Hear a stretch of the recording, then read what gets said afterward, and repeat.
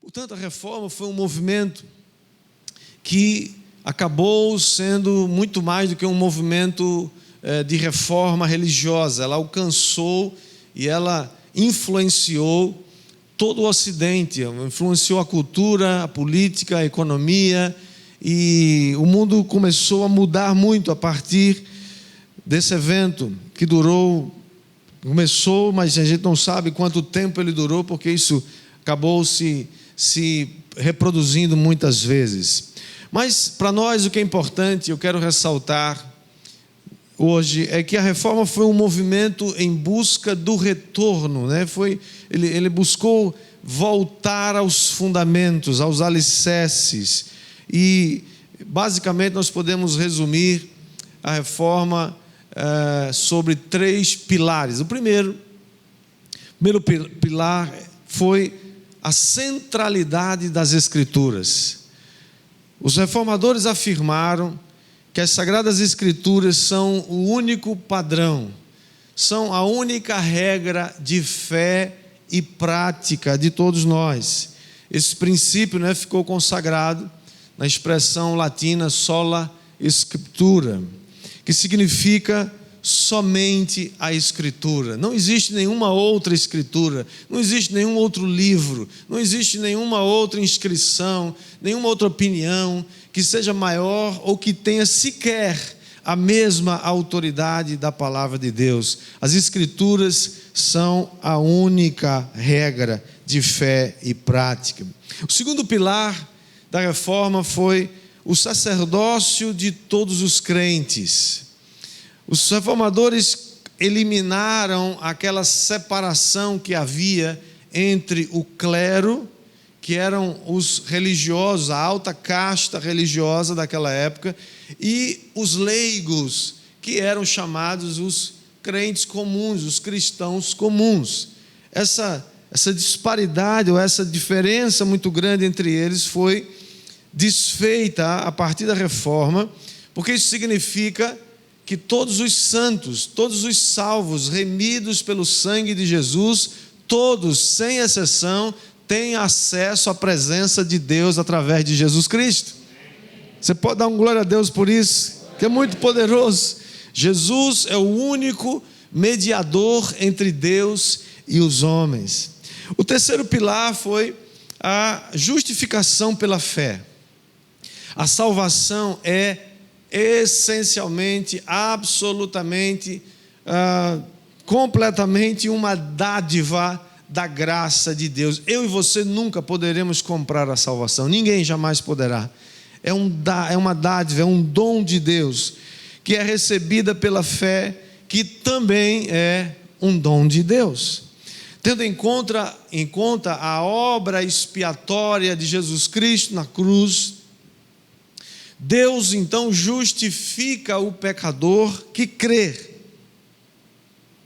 dando a ele a declaração de que ele se tornou justo, não por causa da sua própria justiça, mas por causa da justiça de Cristo.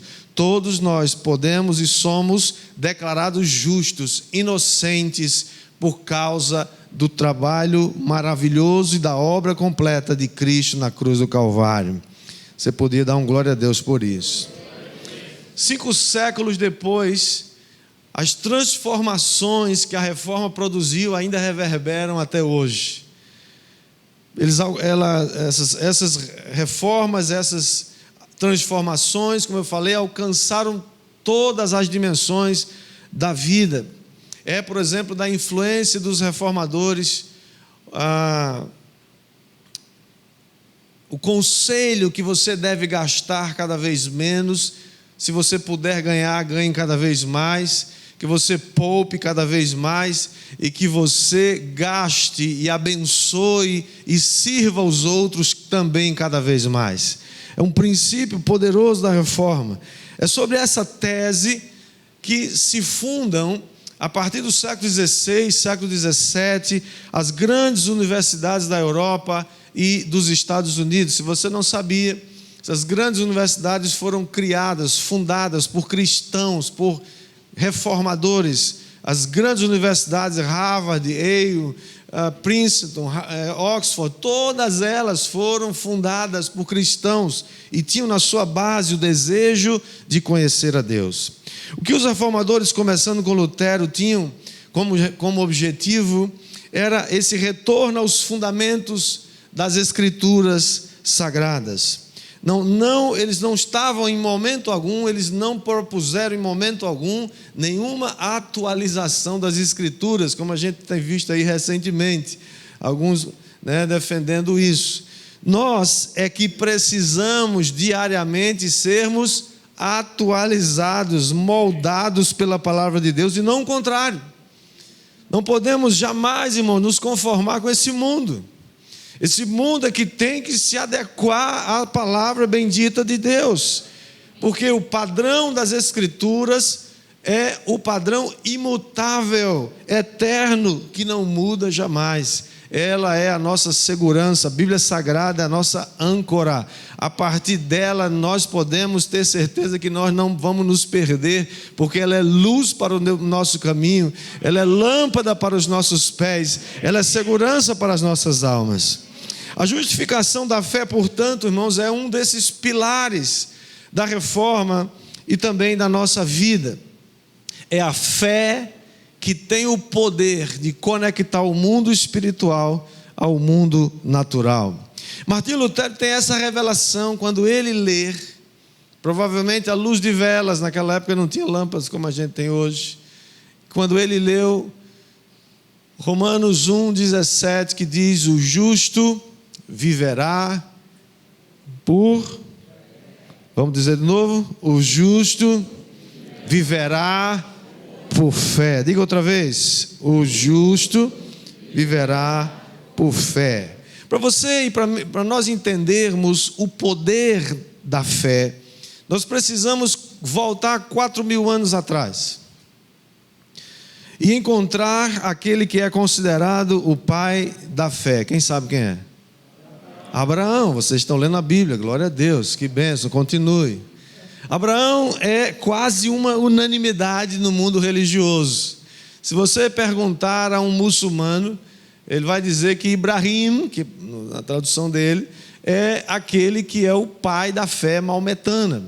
Se você perguntar a qualquer cristão, seja ele católico, ortodoxo ou evangélico, ele vai dizer que o pai da fé é Abraão.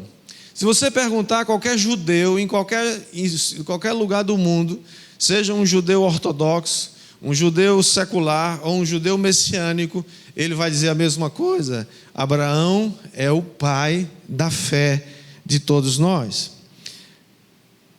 Abraão é aquele que mostra a partir da Bíblia, do Gênesis, que tem a compreensão maior do que o mundo espiritual, encontra-se completamente conectado ao mundo natural. O mundo espiritual é mais real do que o mundo natural que nós vemos. Abraão então habitava na Mesopotâmia, seria mais ou menos hoje na terra por ali do Iraque, Irã, aquela região às margens do rio Eufrates. E ali ele vivia com sua família. Provavelmente sua família era fabricante de ídolos, fabricante de imagens de escultura. Muito provavelmente também eles eram uma família muito rica, muito próspera, mas eles viviam no centro do politeísmo pagão daquela época. É lá que Deus faz a primeira prova com Abraão. Nós vamos ver aqui 3 provas que Deus faz com Abraão. A fé, irmãos, é provada, a sua fé vai ser provada.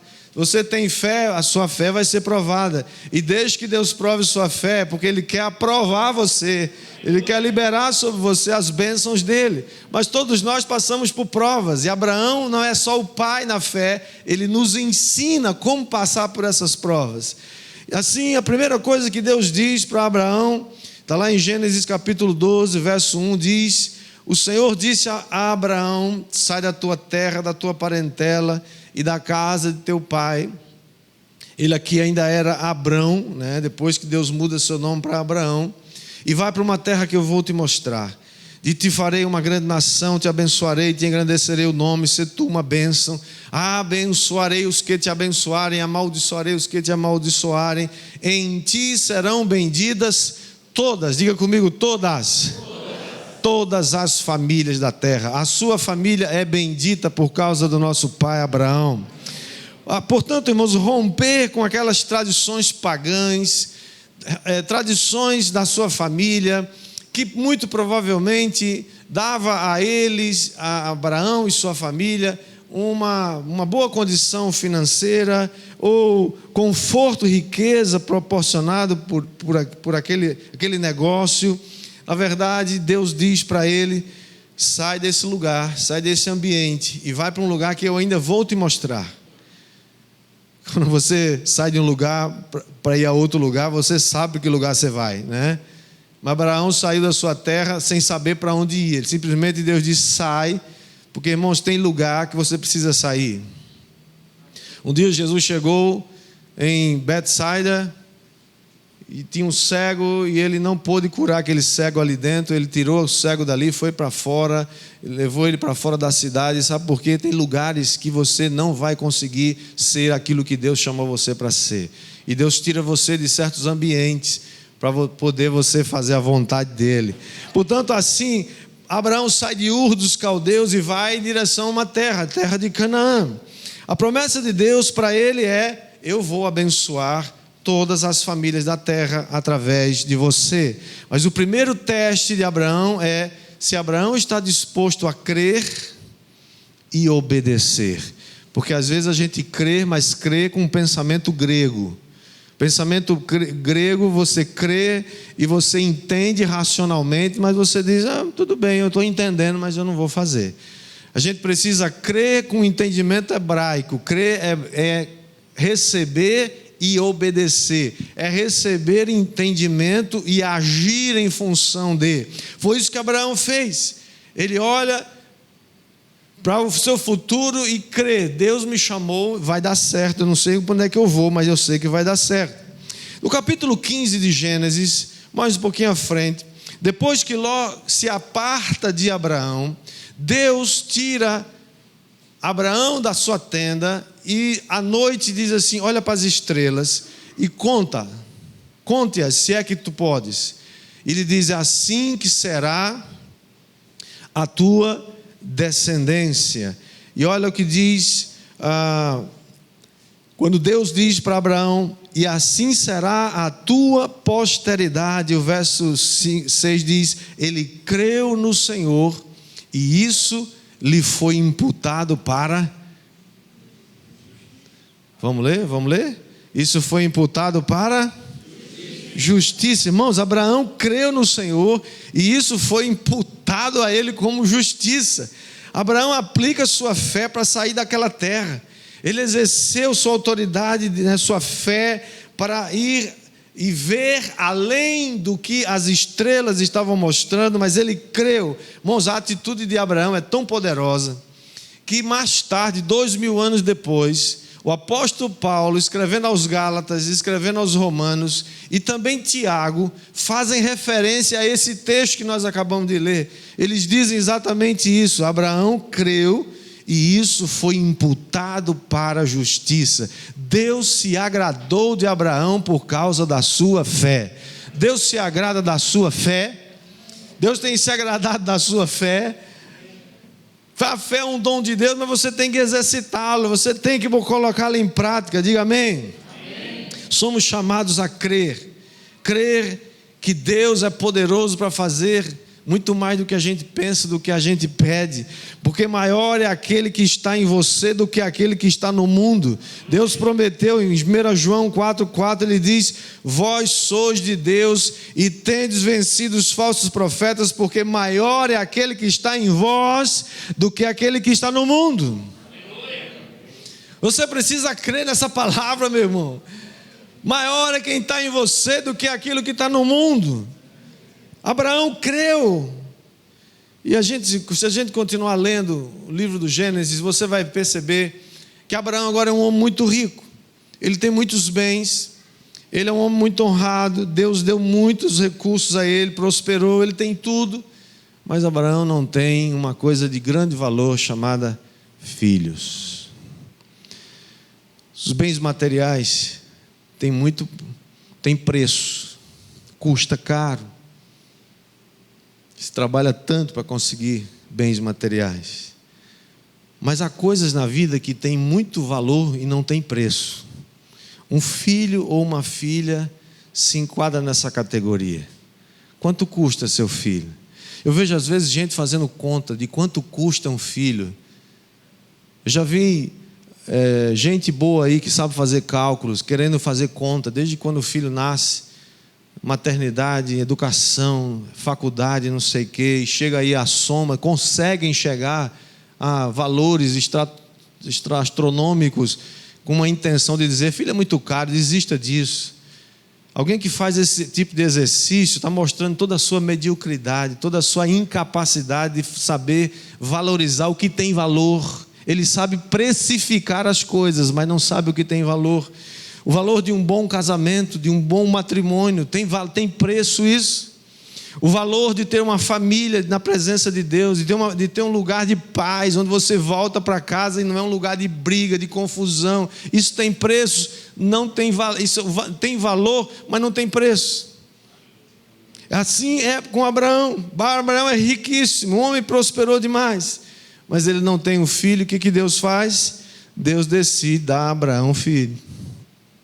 O problema é que Abraão tem quase 100 anos e Sara tem quase 90 e ela é estéril. Então, humanamente falando, não tem jeito, só milagre, só vindo aqui no altar e a gente impor nas mãos para Deus fazer o milagre. Quem percebeu aí, recebeu, fica atento. Então o que Deus faz? Deus chama 3 anjos e manda até onde está Abraão. Esses 3 anjos, eles têm três missões. A primeira delas é destruir Sodoma e Gomorra. A segunda missão desses anjos é tirar Ló e sua família de lá. E a terceira missão dos anjos é anunciar a Abraão e a Sara que daqui a 1 ano eles vão ter um filho. Então você vê que lá em Gênesis capítulo 18, diz que Abraão habitava nos carvalhais de Manre. O que é Manre? Manre era uma espécie de oásis no meio do deserto. Era aquele lugar que as pessoas gostariam de viver e morar. É aquele Shangri-La da vida, né? Aquele lugar assim especial. Talvez, provavelmente, fosse o metro quadrado mais caro daquela época, naquela região. De repente, no maior calor do dia, diz o texto, Abraão vê 3 homens de pé em frente dele. E ele olha para aqueles 3 homens, ele não sabe ainda que eles são anjos. Esses anjos se apresentam como homens comuns, porque, irmãos, anjos, o que são anjos? A Bíblia diz que anjos de Deus, né? Existem anjos malignos, estou falando anjos de Deus.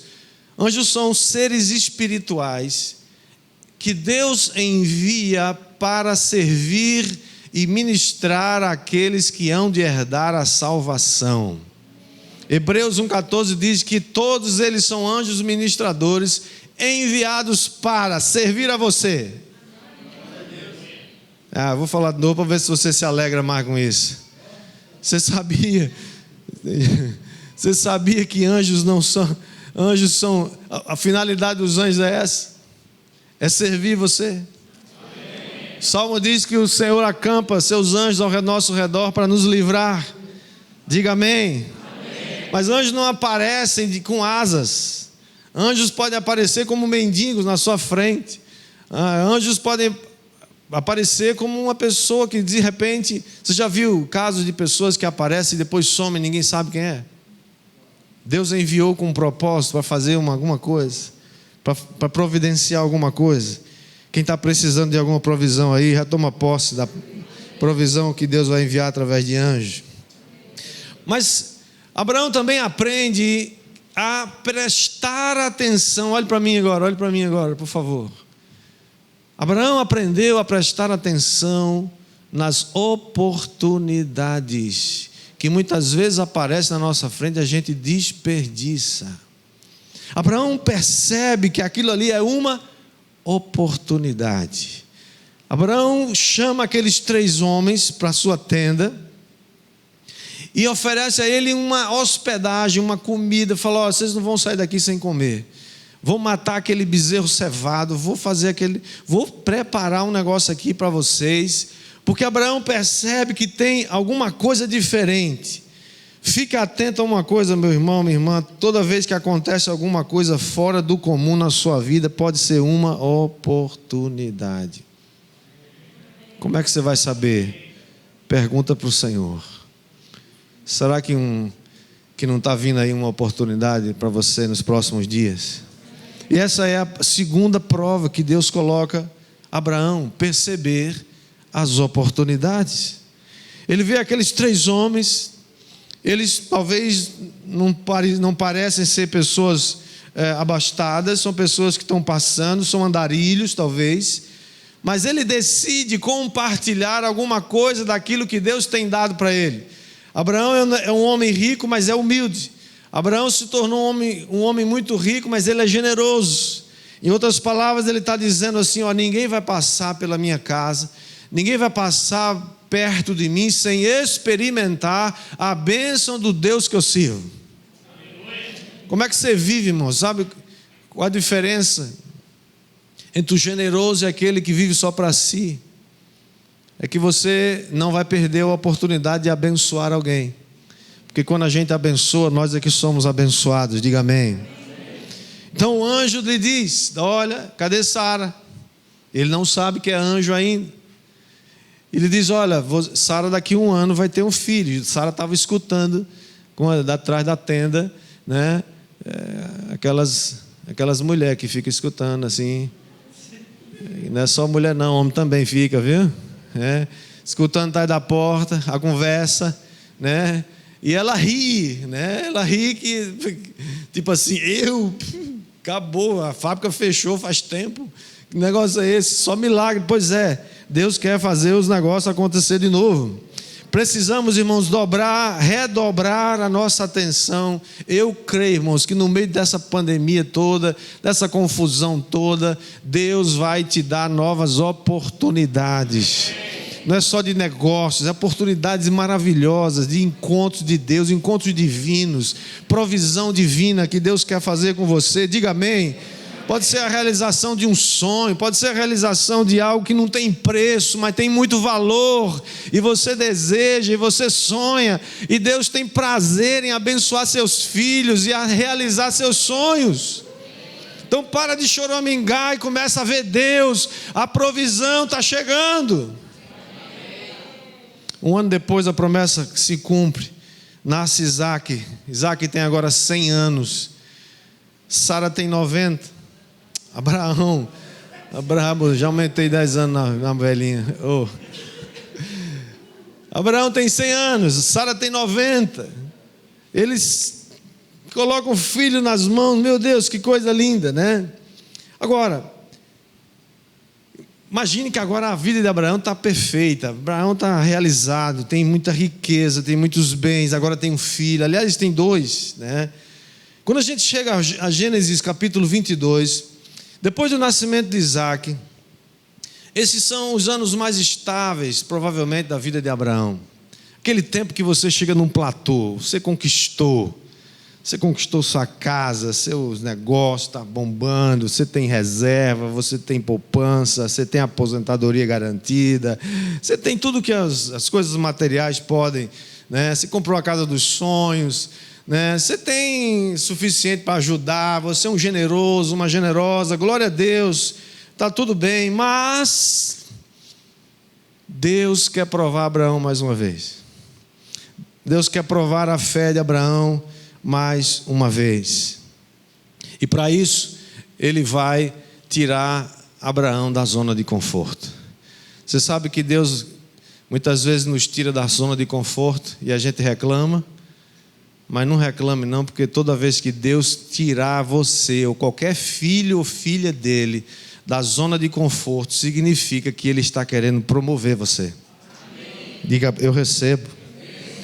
Quando Deus quer nos promover, Ele vai nos tirar da zona de conforto. Aleluia. Eu sei que você não vai dizer amém agora, mas diga pela fé, como Abraão disse. Porque para falar, irmãos, de Abraão, como Jesus falou, a honra, o respeito que o próprio Filho de Deus tem por Abraão, esse cara tem que ser um cara muito extraordinário. Ele tem que ter passado numas provas muito sérias. E foi isso que aconteceu. Lembra da parábola do rico e Lázaro? Abraão é citado nessa parábola e diz, e os céus, o paraíso é retratado como o seio de Abraão. Olha a cancha desse homem, olha a honra desse homem. Gênesis 22 diz assim: depois dessas coisas, pôs Deus Abraão à prova, ele disse: Abraão, ele te respondeu, eis-me aqui. Irmãos, é impressionante. Você já viu depois de muitos anos alguém realizado, rico, próspero, e ainda é capaz de ouvir a voz de Deus? Quanta gente se desviou depois que prosperou?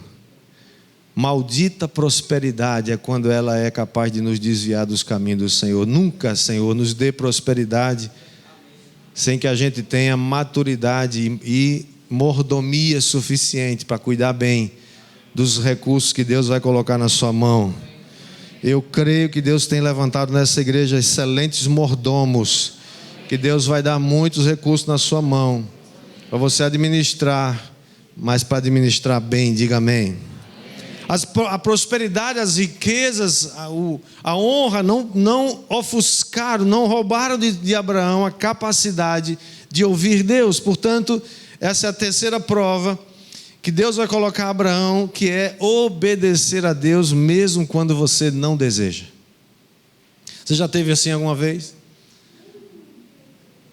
Obedecer a Deus, mas você não quer, você não deseja, e você fica lutando, é ou não é?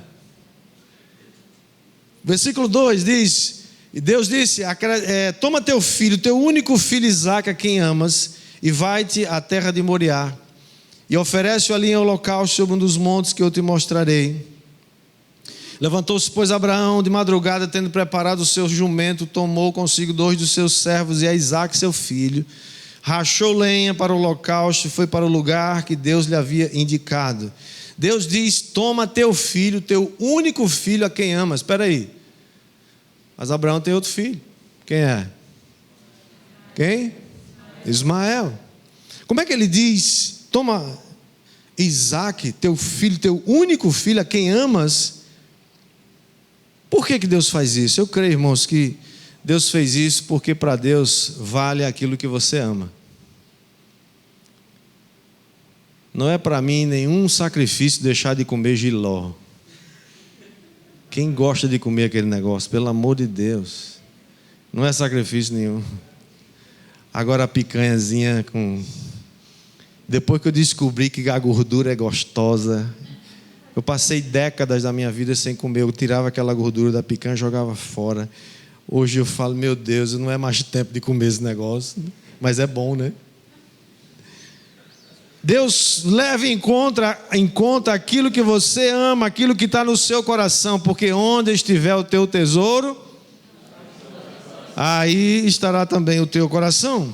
Abraão, irmãos, obedece imediatamente. Levanta de madrugada e começa uma jornada de aproximadamente 80 quilômetros. Vai levar 3 dias de viagem. Esse homem tem mais de 100 anos. E ele então pega seu filho Isaque, pega 2 de seus servos e um jumento, põe a lenha em cima do jumento e vão começar a andar. Imagino que durante aqueles 3 dias, ninguém sabe, nem Sara sabia, porque se Sara soubesse, tinha feito uma confusão. Ele não diz nem a Sara, ele não diz a ninguém, não diz a Isaque, não diz aos servos, nada. Irmão, tem coisa que você, viu, não é só homem e mulher, é mulher também. Tem coisa que é você e Deus. Deus falou com você, vai fazer. Não estou aqui pregando e nem defendendo o segredo entre homem e mulher, e marido e mulher. Estou falando que tem uma só vez na vida Deus pediu isso de Abraão. E talvez Ele nunca peça de você. Mas tem coisas na vida da gente que a gente precisa obedecer e não precisa sair falando para todo mundo. Abraão sai e começa a andar 3 dias, imagina na cabeça dele: meu Deus, que loucura, que loucura. Será que eu ouvi Deus mesmo? Não é possível, e se eu ouvir mal, e se eu matar meu filho? E ele vai, no versículo 4, diz que ele de longe avista o Monte Moriá.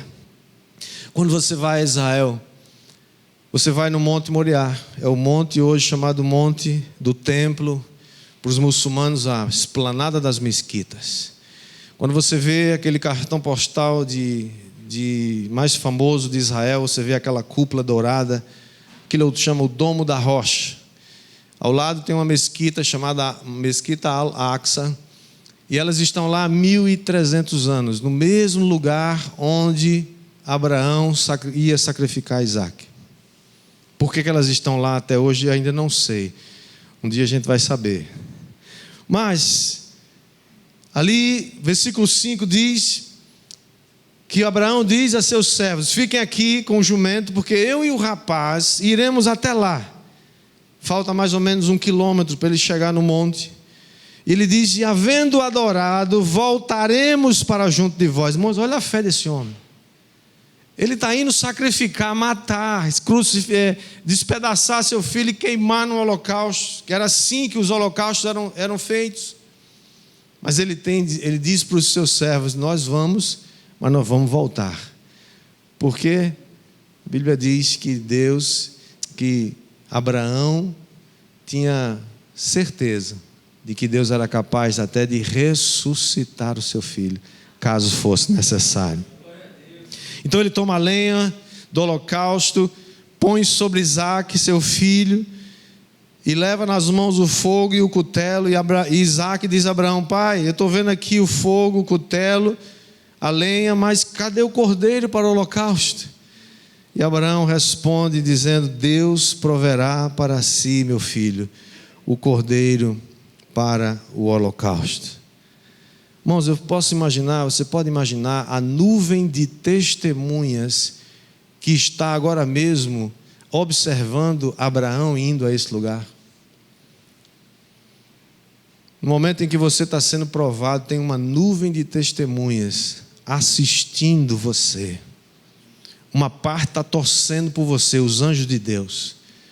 Uma outra parte está torcendo para você desistir. É isso que está lá em Hebreus capítulo 12, verso 1, diz: visto que temos uma grande nuvem de testemunhas a nos rodear. Ele disse para o seu servo: fica aqui, eu vou lá. E no meio do caminho, Isaac pergunta, e eu posso imaginar que na resposta de Abraão está implícito algo mais ou menos assim. Olhe para mim agora. Quando ele diz: filho, Deus proverá para si um cordeiro para o holocausto. Eu creio que no coração de Abraão está mais ou menos assim, ele está dizendo mais ou menos assim: filho, hoje você vai conhecer um Deus que você ainda não conhece. Você hoje vai conhecer um Deus cujo nome é Jeová Jirê. O Senhor proverá. E eu creio que ele estava no seu coração, tinha algo mais ou menos assim: daqui para frente, todas as vezes que um crente que crê precisar de provisão, vai se lembrar que um dia o Jeová Jirê fez uma provisão, e ele sempre vai fazer para aqueles que são fiéis. Você podia ter dado um aplauso a Jesus agora. Os inimigos estão torcendo para Abraão desistir, porque eles sabem que isso vai produzir algo poderoso. O sacrifício do Antigo Testamento, amados, ele tinha que ser despedaçado. E para fazer isso, você imagina um rapaz que talvez nessa época, Isaac já era um rapaz forte, Abraão já com mais de 100 anos, jamais Abraão poderia ter dominado à força Isaac. É claro que Isaac se submeteu àquele sacrifício. Então diz o texto que Abraão amarrou Isaac, colocou ele em cima da lenha, e ele provavelmente colocou ele de bruços, porque o holocausto do Antigo Testamento ele tinha que ser despedaçado, ele tinha que ser partido ao meio. Muito provavelmente ele tinha que levantar o cutelo e quebrar a coluna do filho dele e parti-lo em 2 pedaços, pelo menos. O verso 10 diz que quando tudo estava pronto, Abraão estendeu a mão e tomou o cutelo para imolar seu filho. E o verso 11 diz que um anjo bradou do céu dizendo: Abraão, Abraão. Eu imagino que esse anjo teve que gritar muito forte e chamar 2 vezes o nome de Abraão, porque ele estava decidido a obedecer a Deus. Sabe, irmãos, o anjo completa dizendo: não estendas a mão sobre o rapaz, porque agora eu sei que tu amas a Deus, tu temes a Deus, porquanto não me negaste o teu filho, teu único filho. Irmãos, quando Deus mostra então o cordeiro para o holocausto que estava ali do lado, somente quando Abraão levanta o cutelo, seus olhos se abrem para enxergar o cordeiro. É claro que esse cordeiro, simbolizando Jesus, foi imolado desde a fundação do mundo. Ele já é uma provisão desde aquela época. É uma provisão para mim e para você. Mas há quanta coisa que ainda está escondida aos nossos olhos, aos meus e aos seus. É como se você descobrisse alguma coisa, como Einstein descobriu a lei da relatividade. Ele simplesmente descobriu, mas ela já existia. E há tantas outras coisas que ainda não foram descobertas, que estão aí. O cordeiro já estava lá, mas Abraão não podia ver. E quando nós conseguimos enxergar? Abraão conseguiu enxergar quando ele aplicou a sua fé. Ele não é chamado de o pai na fé por acaso. Abraão viu o cordeiro quando ele levantou o cutelo. Anjos e demônios, irmãos, estão vendo quando a nossa fé se manifesta. O difícil é levantar o cutelo. O difícil é sacrificar aquilo que você ama. O difícil é sacrificar aquilo que você é apaixonado. Aquilo que você tem uma atração poderosa. O difícil é levantar o cutelo e queimar no holocausto aquilo que Deus te pede. Eu creio, irmãos, concluindo, que Deus já nos deu a vitória. Ela está bem diante de você. Mas ela não vai se manifestar. Muitas vitórias na sua vida que não vão se manifestar até que você tenha coragem de levantar o cutelo e dizer: eu vou obedecer a Deus. Naquele dia, Deus estabeleceu um memorial diante dos homens. Ele disse mais ou menos assim, não está escrito, mas a gente deduz: se Abraão, um simples mortal, foi capaz de entregar o seu único filho, o filho a quem ele ama, eu também não poderei negar o meu filho. Um dia ele vai morrer por toda a humanidade. Deus está esperando você aplicar a sua fé. Deus está esperando você levantar o cutelo, porque eu creio que Deus quer desembaraçar muita coisa na sua vida que está embaraçado agora, mas Deus vai fazer isso no devido tempo. Os principados e as potestades, elas estão apostando que você não consegue, mas Deus acredita em você. Quem crê, diga amém. Eu quero terminar dizendo: não se distraia com a prosperidade, com as riquezas, os bens que você já tem, ou que Deus vai te dar nos próximos dias, nos próximos meses, próximos anos. Não se distraia com isso. Seja bom mordomo. Não se distraia, mesmo que Deus te leve para morar em Manre, no metro quadrado mais caro de João Pessoa, da Paraíba, do mundo.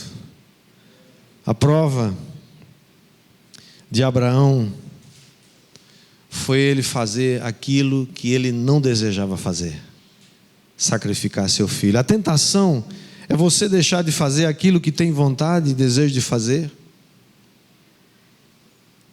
Mas a tentação, a provação de Abraão foi não fazer aquilo, aliás, fazer aquilo que ele não desejava fazer. Duas coisas para você guardar. Sua fé vai ser provada. Você vai ser conhecido diante de quem? Você quer ser conhecido diante das pessoas e diante das nuvens de testemunhas que nos arrodeiam, como alguém que sempre falha na prova? Ou como alguém como Abraão, que passou na prova, passou no teste, e o seu nome hoje está na galeria dos homens pais da fé? Eu não creio que aquela galeria é só para aqueles homens. Eu creio que aquela galeria é para mim e para você também. Não importa o tamanho da sua realização, importa o tamanho da sua obediência, da sua decisão de se manter humilde e obediente, de jamais perder a capacidade de ouvir Deus e de continuar obedecendo, jamais entregando o seu cutelo para alguém. O cutelo é o símbolo da morte do nosso eu, da nossa própria morte, para deixar que Cristo viva. E hoje é um dia tão especial, porque hoje nós estamos aqui comendo e bebendo de Jesus, porque um dia Deus decidiu entregar o seu próprio filho para morrer por nós. Aquele cordeiro que Abraão desamarrou e o sacrificou no lugar de Isaque, ele simbolizava Jesus, que um dia haveria de ser morto, literalmente, historicamente. E os efeitos daquele sacrifício nos alcançam até hoje. Que o Senhor abençoe a sua vida. O Senhor abençoe sua família. Que o Senhor abençoe e te ajude a passar nas provas. Porque o justo sempre vai viver pela fé.